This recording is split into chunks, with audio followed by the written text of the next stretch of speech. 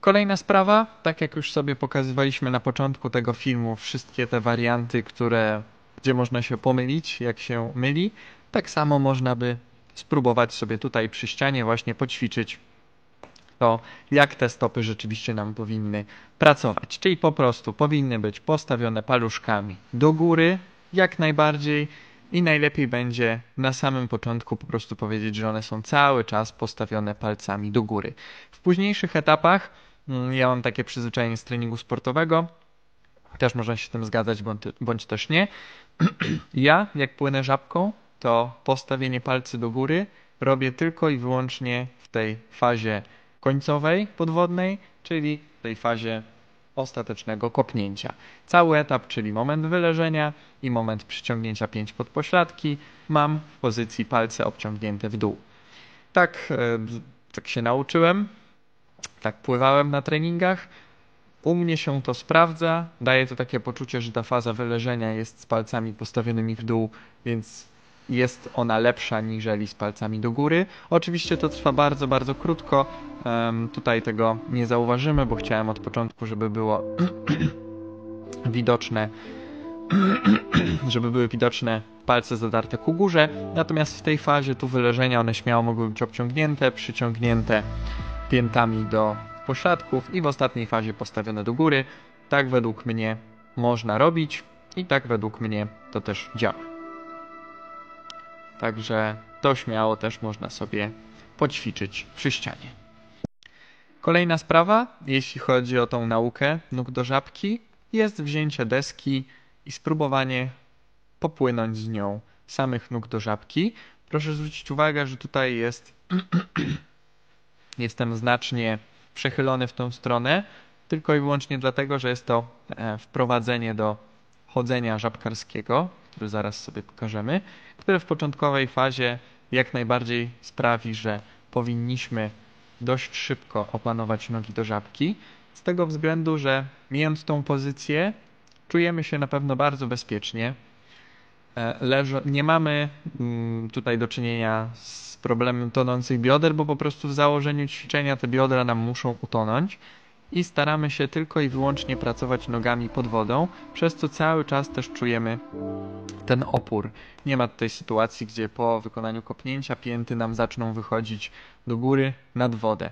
Fajne ćwiczenie, bardzo bezpieczne. Jeśli ktoś do tej pory właśnie się niezbyt bezpiecznie czuje w żabce, to jest bardzo bezpieczne. Mamy punkt podparcia z przodu, jeszcze jak wyprostujemy ręce, to fajna nam się robi z tego dźwignia, głowa jest podniesiona ku górze. Naprawdę łatwo się płynie w ten sposób, z takich względów bezpieczeństwa. Dużo ciężej się przesuwa, niżeli leżąc płasko. Więc leżenie płasko jak najbardziej, natomiast również można zastosować sobie ten sposób przemieszczania się, który z deską wygląda w ten sposób, natomiast bez deski prezentuje się w następujący sposób. Z przodu można by było równie dobrze mieć ręce wyprostowane w strzałce, natomiast tu jest drobne ułatwienie, ręce taki prowizoryczny ruch żabkowy w małym zakresie wykonują. Natomiast my tutaj tylko i wyłącznie skupimy się na tym, jak pracują te nasze nogi i mamy bardzo podobną sytuację jak przy pracy nóg w pionie, żeby nie przeciągać za bardzo tej fazy wyleżenia, na którą później przyjdzie czas. Jeśli nie robię tego ruchu, idę na dno. Więc taka sytuacja wymusza nam, żeby praca nogami do żabki odbywała się w sposób ciągły, dość szybki. Sytuacja, gdzie w kraulu, w grzbiecie, w delfinie raczej nie ma problemu, po prostu szybciej chcemy pracować. Tak jak płyniemy sobie w ten sposób żabką, czasem ciężko jest nam przestawić się do tego, że po wykonaniu jednego ruchu będziemy chcieli zrobić kolejny i zrobić kolejny i zrobić kolejny, bo jest to bardzo wygodna pozycja do płynięcia. Mało chętnie chce się wykonywać kolejne zbędne ruchy, natomiast na początku warto jest tych ruchów namachać, żeby je sobie zoptymalizować i później korzystać z pełni wyuczonego ruchu. Fajna sprawa, chodzenie żabkarskie w tej wersji jak najbardziej polecam. A tutaj właśnie sytuacja, gdzie moglibyśmy mieć też deskę z przodu, jeśli mamy problem z tonącymi biodrami, to jeszcze makaron dodatkowo, albo już bez deski, bardziej zaawansowane troszkę ćwiczenie, śmiało płyniemy sobie w ten sposób. Czasem makaron może nas za bardzo nawet wypchnąć nam tą pupę do góry, ale tutaj plusy przeważają nad minusami tego ćwiczenia według mnie, więc śmiało możemy to sobie robić w tym wykonaniu. Jak najbardziej powinno nam to ćwiczenie przypaść do gustu. I po prostu trzymamy sobie rączki z przodu w strzałeczce, a nogi nam pracują do żabki.